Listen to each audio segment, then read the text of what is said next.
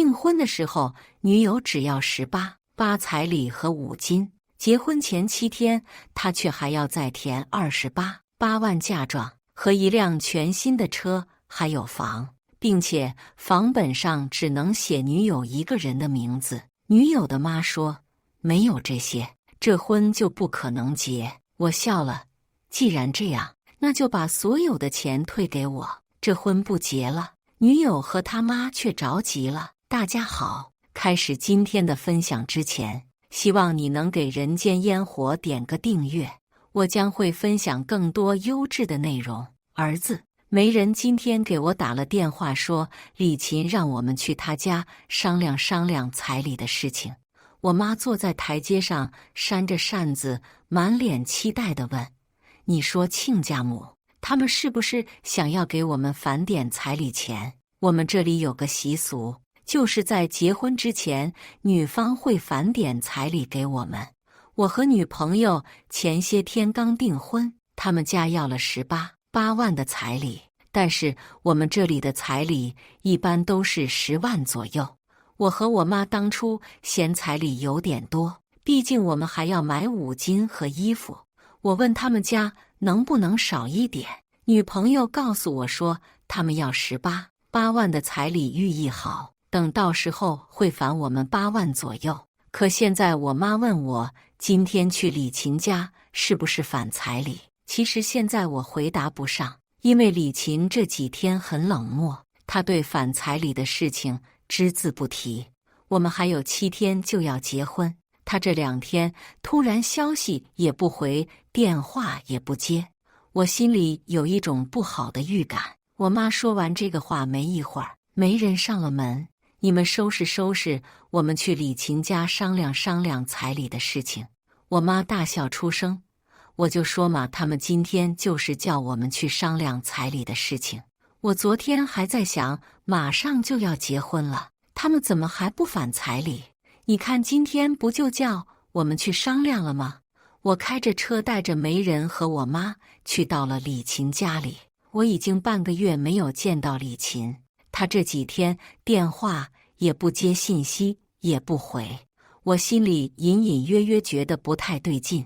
刚一进门，我就急忙走到李琴的身边，最近怎么了？为什么电话也不接，消息也不怎么回？怎么突然这么冷漠？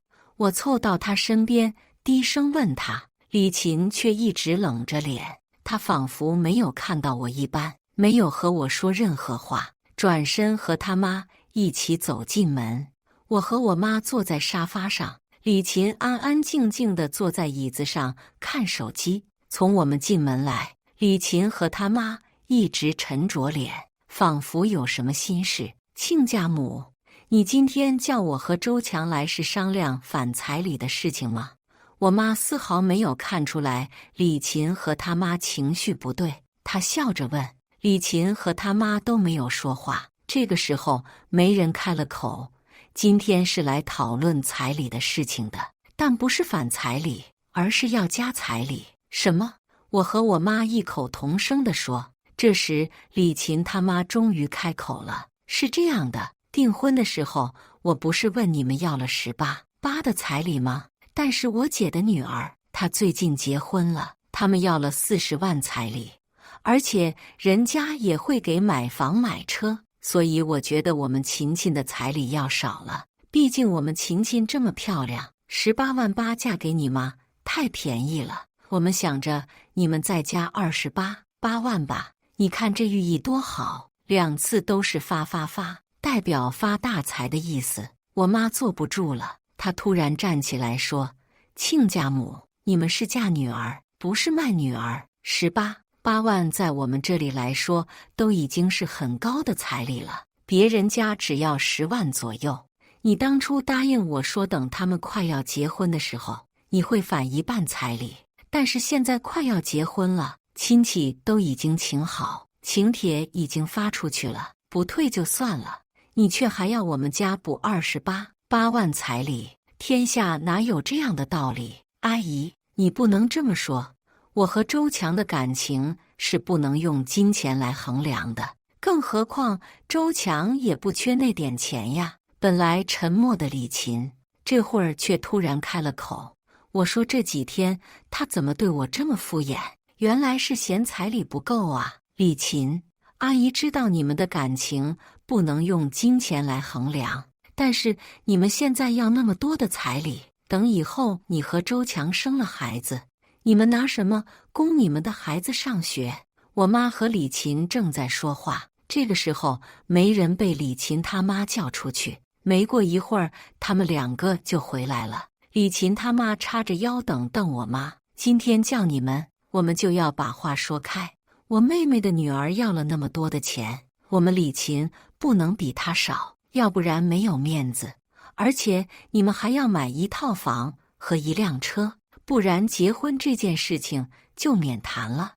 我不明白李琴和他妈今天为什么突然这样。之前订婚的时候明明说好了，只要18万的彩礼，而且到时候还会返一半，对车子和房子绝口不提。现在彩礼已经到他们手上，请帖也已经发了出去，这个时候他们却突然变卦了。你们不是知道，我们在市里面有一套房，也有一辆车，是我毕业不久就买的，现在不过就过了2年而已。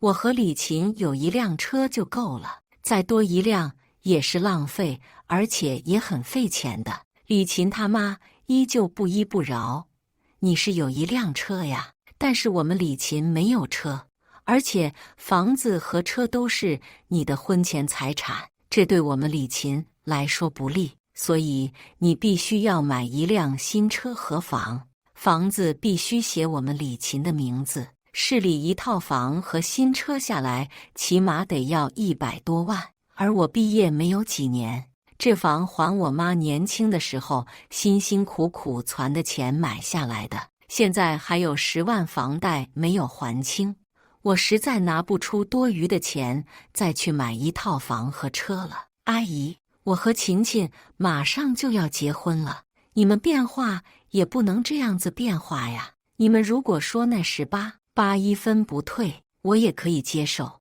不过你这一套算下来起码得要100多万，你让我上哪里去找？不管你去哪里凑够这些钱，但是没有这些东西，你和李琴的事情就免谈。我冷嗤一声，你这不是要钱，你要的是我的命。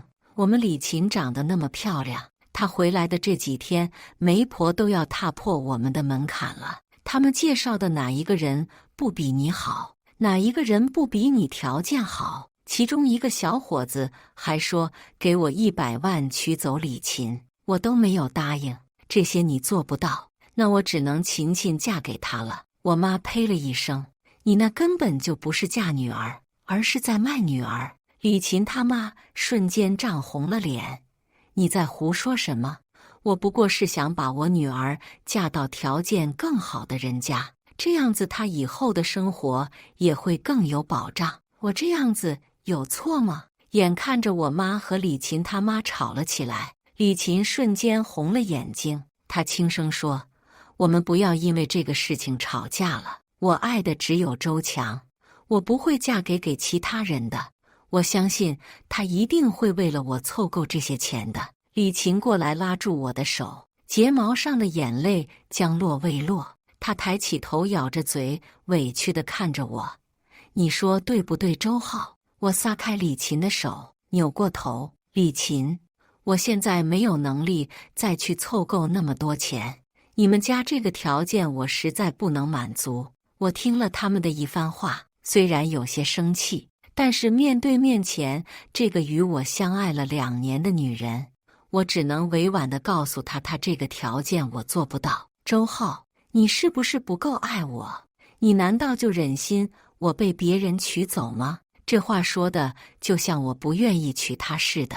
明明是他们家的条件开得太高，在临结婚的时候突然变卦，现在委屈的却是她。妈看向李琴，也一转刚才的态度。李琴说话的语气温和了许多。琴琴啊，我知道你妈养你这么大不容易，我给一些彩礼是应该的，只在前前后后加起来40几万，我好把全部身家卖了，都不一定能够凑够这些钱。你们两个以后还要过日子的呀。阿姨相信你能体谅周浩，对不对？李琴他妈抱着双手，你少扑我女儿，是因为她要嫁过去过日子，所以她必须要有一套自己的房和车。要是以后你们吵架离婚了，你们所谓的房和车都是你们周浩的婚内财产，到时候我女儿不会分到一分。我们就这样吵来吵去，吵了1个小时。李琴他们家不愿意让步，我也拿不出多余的钱再去给他们。最后我和我妈都回了家。这时我大姨刚到我们家，她提了一大堆东西，额头上都勒出了汗。周浩，快来帮我拿一拿，我手都快要累断了。我妈看见大姨，兴奋地急忙冲了出去。哟，你怎么来得这么早？我大姨家在外省，坐火车来这里要2天2夜。她擦了擦额头的汗说，我害怕你一个人忙不过来，这不快要到日子了吗？我来帮帮你。我和我妈双双都低下了头。大姨察觉出我们的脸色不太对劲，你们怎么脸色这么不好呀？我和我妈把李琴的事情告诉大姨，哪有这样的人？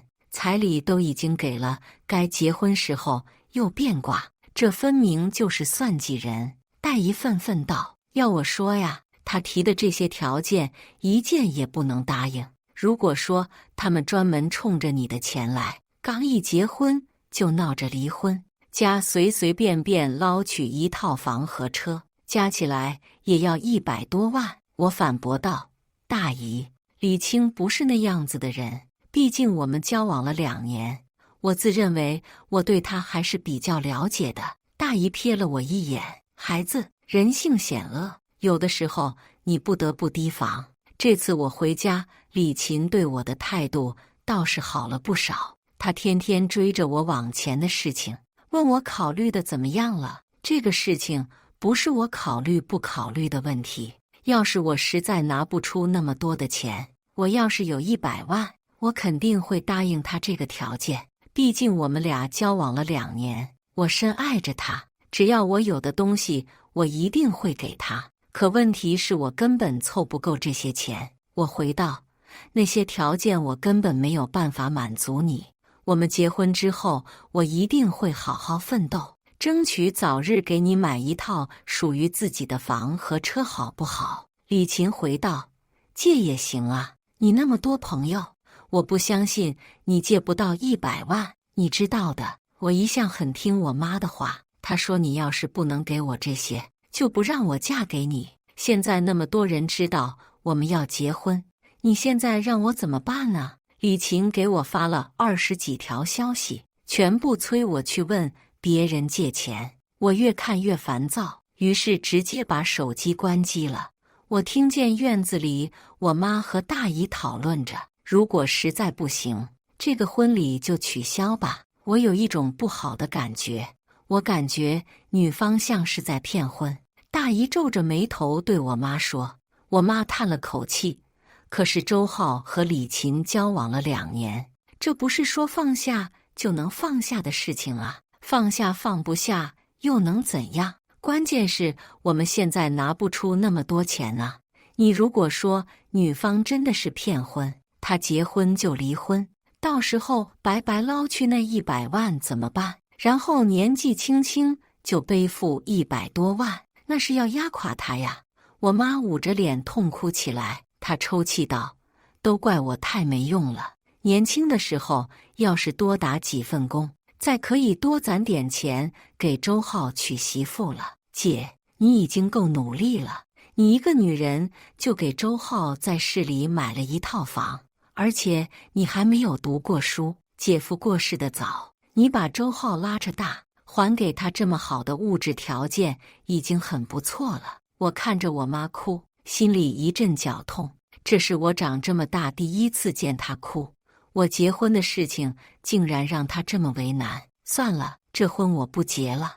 我妈一个人辛辛苦苦把我拉扯这么大，我不想让她这么为难。虽然我很爱李琴，可是如果我给不了她想要的，我不如直接放手，这样对我们2个人都好。我打开手机，微信99加未读，电话也有20几个未接，全部都是李琴。周浩，你不回消息是几个意思啊？你们能先答应我吗？等我们结婚了，我们2个一起来还这些钱吗？你死了吗？我给李琴回去电话，我们见一面吧。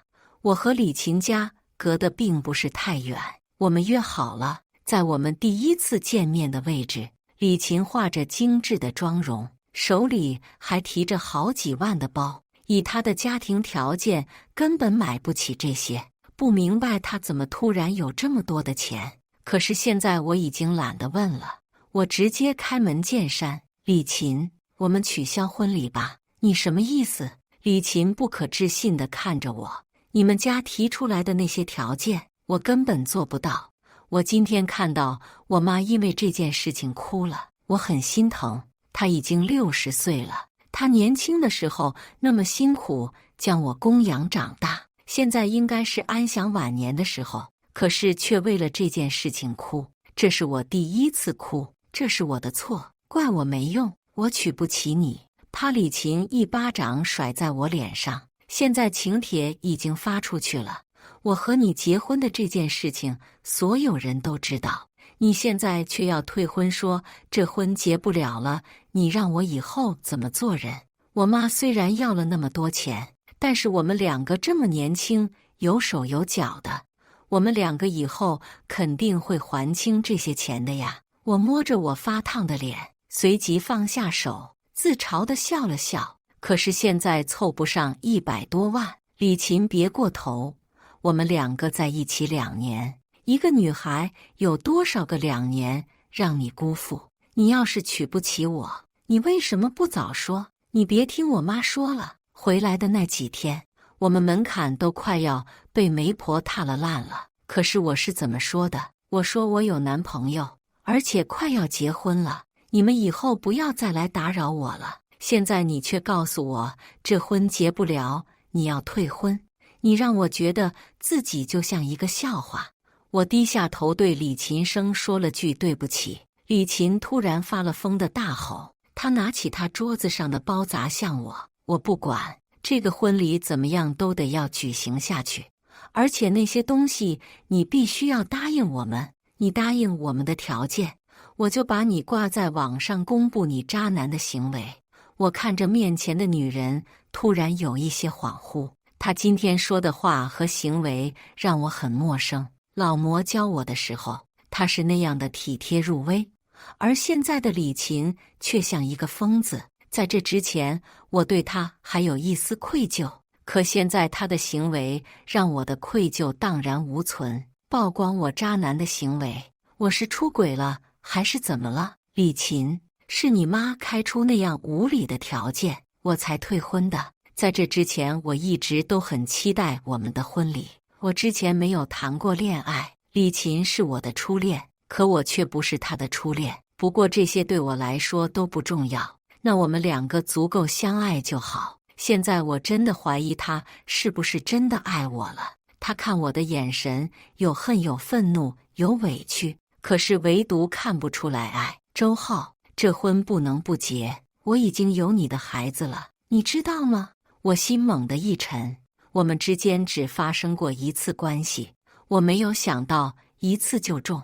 李琴双眼蓄满了眼泪，你不能因为钱就不要我了吧？说这句话，我瞬间慌了神，急忙摆了摆手说，我没有不要你，我只是满足不了他的那些条件，我不愿意再看到我妈流泪。李琴擦了擦眼泪，其实我们的要求真的不高的，跟那些明星彩礼动不动就几个亿，他们举办的婚礼那样盛大，都是女人。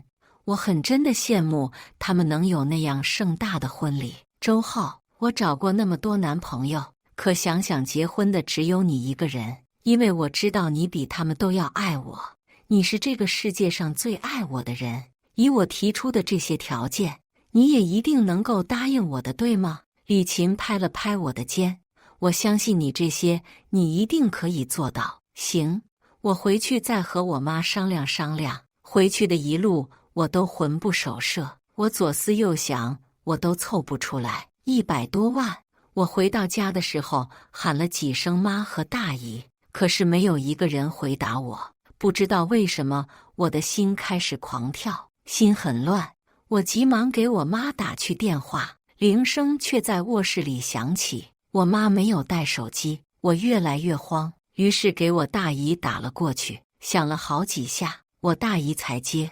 我尽量让自己平静了一些。大姨，我回来家里怎么没有一个人？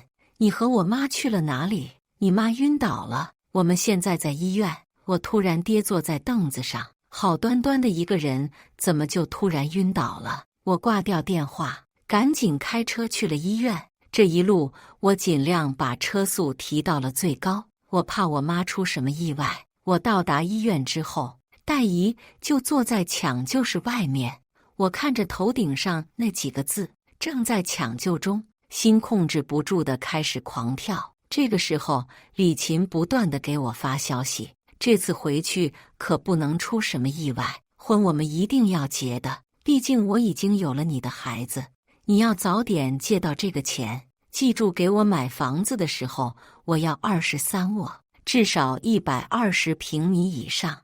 我看着这些消息越来越心烦，心里产生了一个想法，不是我结婚的事情让我太过忧愁，所以他才会生病，才会晕倒的，都怪我，怪我太没用了。过3个小时，正在抢救中那3个字终于从红色变成了灰色。医生从里面走出来，摘掉了口罩。病人现在情况已经稳定，不过后续治疗肯定要花一笔钱。听到这些话，我毫无支撑地瘫坐在地。我虚弱开口：人没有事就好，后续治疗需要花30万。我们现在因为要娶李琴的原因，家里的存款只剩下几万块钱了。我焦头烂额，我给李琴打过去电话：李琴，我妈现在生病了，你能不能把彩礼退给我？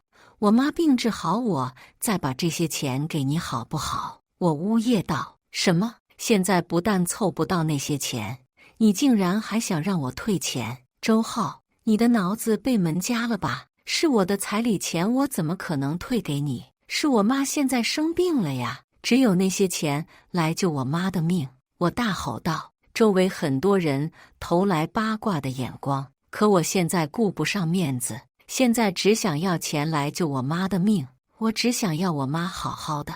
李琴冰冷的语气在电话那头响起：那是你妈，又不是我妈，她死不死和我有什么关系？你现在只要凑够100万就行了。李琴的话像寒刀一样，一刀一刀刺进我的心。我从来没有想过这样子的话能从他的嘴里面说出来。对呀，李琴，那是我妈，不是你妈，所以你就不心疼。但是我疼呀，可以不娶你，我可以没有你，但是我不能没有我妈。周浩，你妈年纪大了，你现在为她花那么多钱，值得不值得？她还能活多长时间？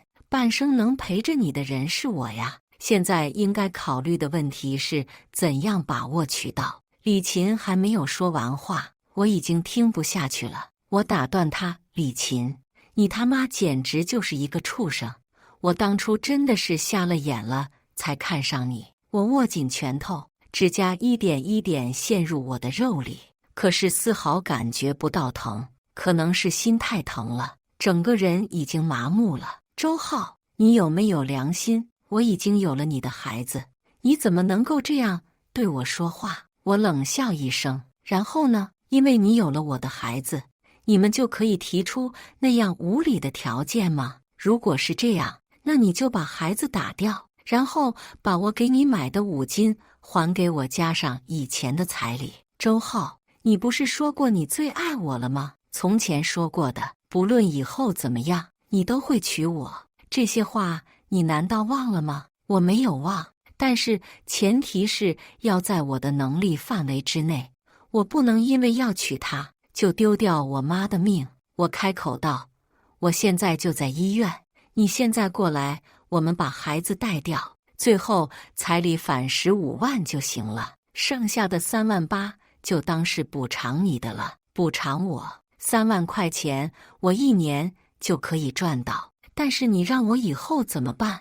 我的身体受到了这么大的伤害，以后谁会娶一个肚子里死过人的女人？我屏住呼吸，听着李琴跟我哭诉。现在我已经不再去想那些情爱了。我们走到这一步，双方都有责任。李琴在电话那头哭了很久，我没有挂断电话，举着手机在我的耳侧也放了很久。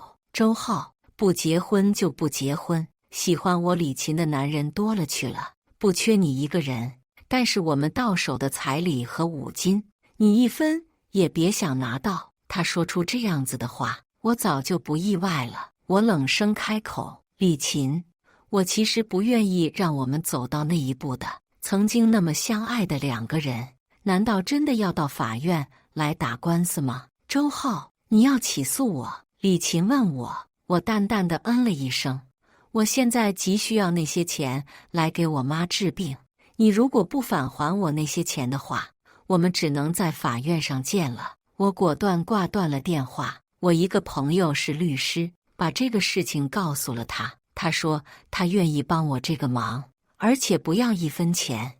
我告诉我之前所有亲朋好友的亲朋好友，婚礼取消了。我妈住院的第3天，我和李琴在法院上相见，曾经的恋人现在却变成了被告和原告。对于这场财产纠纷毫无意外，我胜诉了。是我开心吗？我真的不开心。短短几天之内，我妈生病了，我的感情也变成了这个样子。是李欣和他妈早就把那些彩礼花得差不多了，他们亲戚借钱，最后凑够了15万。我拿着这15万和当初给李晴买的5金，剩下的钱你就不用还给我了，就当是我对你的补偿。我转身后，李琴却大哭出声，她喊住我：周浩，我错了，我不应该提那么高的条件，我是真的爱你，我们不要分开好不好？我之前那样都是因为我妈，她说你如果做不到这些，就不让我嫁给你。可是后来我才发现，我是真的爱你，周浩，我离不开你，我们和好不好？我摇了摇头。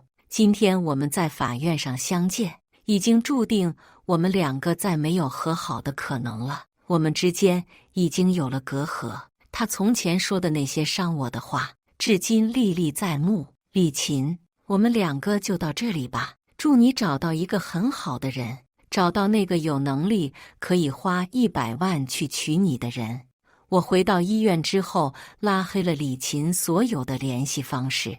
我拿到钱给我妈治病，我妈拉着我的手说：对不起儿子，是我拖累了你，要不然今天就是你的大喜日子了。其实就算没有我们2个也走不到结婚这一步。能够在一起的人，不管什么都放不开的，只能说我和李琴有缘无分罢了。我妈住院的这段时间，李琴和她找上过门，说现在不要那么高的条件了，只要15万彩礼再加3金就可以了。李琴哭着求我和好，我妈也是好几次找上门说李琴在家里绝食，一口饭不吃，一口水也不喝，闹着要嫁给我。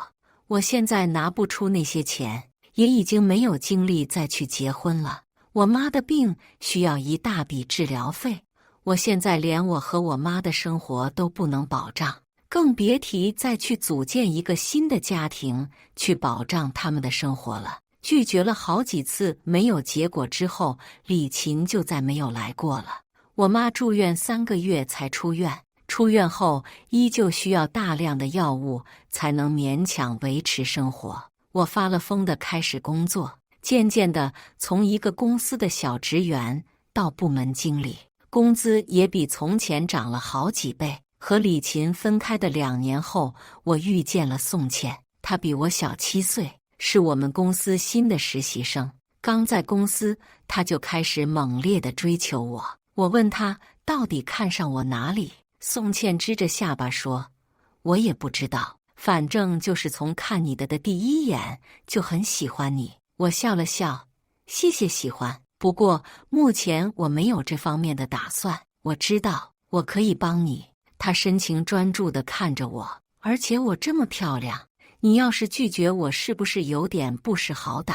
我叹了口气，感情不是漂亮就行的，还是要看感觉。于是他就追猛打的追了我3年。这3年，我逐渐看到了她的魅力。她漂亮、认真、有能力，我也爱上了她。后来我们走到了结婚的这一步，我半开玩笑地问她：“娶你要多少钱啊？知道你妈妈生病了，需要很多的钱，所以不要彩礼的，只要我们2个以后好好的就行。”我拉住她的手，十指相扣，我们一定会一直幸福下去的。